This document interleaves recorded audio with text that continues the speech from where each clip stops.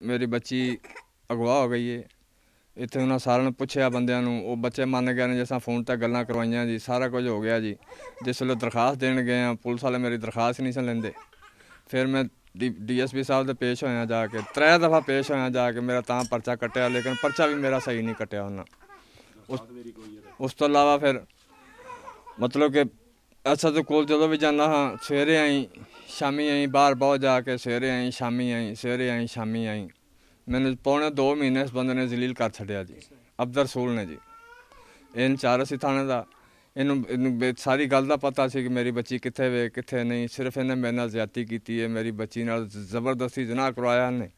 ਔਰ ਜਿੱਥੇ ਰੇਡ ਕੀਤੀ ਜਾਏ, ਉੱਥੋਂ ਸਾਰੇ ਨਾਲ ਕੋਈ ਬੰਦਾ ਭੱਟ ਕੇ ਨਹੀਂ ਲਿਆਂਦਾ, ਨਾ ਕੋਈ ਬੰਦਾ ਲਿਆਂਦਾ, ਨਾ ਕੋਈ ਔਰਤ ਲਿਆਂਦੀ। ਮੇਰੇ ਨਾਲ ਇਨਸਾਫ ਨਹੀਂ ਸਹੀ ਹੋਇਆ ਭਾਈ ਜਾਨ, ਮੇਰੇ ਨਾਲ ਇਨਸਾਫ ਕੀਤਾ ਜਾਏ। ਜਿਹੜੇ ਬੰਦੇ ਮੇਰੇ ਨਾਲ ਟੁਰੇ ਨੇ ਉਹਨਾਂ ਨੂੰ ਤਫਸ ਨਹੀਂ ਦਿੱਤਾ ਨਾ, ਉਹਨਾਂ ਨੂੰ ਬਲਕਿ ਛਿੱਤਰ ਮਾਰੇ ਨੇ, ਸਾਰਾ ਕੁਝ ਕੀਤਾ। ਫਿਰ ਬੱਚੀ ਮੇਰੇ ਨਾਲ ਭਾਈ ਨੇ ਉੱਥੇ ਬੱਚੀ ਨੂੰ ਪੁੱਛਿਆ ਤੈਨੂੰ ਕੌਣ ਲੈ ਗਿਆ ਜੀ। ਬੱਚੀ ਨੇ ਦੱਸਿਆ ਜੀ ਸਾਨੂੰ ਮੋਟਰਸਾਈਕਲ 'ਤੇ ਇੱਕ ਬੰਦੇ ਨੇ ਭਾਇਆ, ਉਹ ਸਾਨੂੰ ਲੈ ਗਿਆ। ਉਸ ਤੋਂ ਬਾਅਦ ਬੱਚੀ ਨੂੰ ਉਹਨਾਂ ਥੱਲੇ ਲਾ ਲਿਆ, ਉਹ ਕਾਗਜ਼ ਬਹਾ ਕੇ ਅਤੇ ਸਾਰਾ ਕੁਝ ਆਪਣੇ ਨਾਲ ਬਹਾ ਲਿਆ। ਅਬਦਰ ਰਸੂਲ ਨੇ ਡਰਾਇਆ ਧਮਕਾਇਆ ਉਹਨੂੰ ਕਿ ਤੈਨੂੰ ਇਹ ਕਰ ਦੇਗਾ, ਉਹ ਕਰ ਦੇਗਾ, ਤੂੰ ਇਹੋ ਹੀ ਦੱਸਣਾ ਜੀ। ਮੈਂ ਕਹਿਣਾ ਕਿ ਮੈਂ ਆਪਣੇ ਮਾਂ ਪਿਓ ਕੋਲ ਨਹੀਂ ਜਾਣਾ ਚਾਹੁੰਦੀ।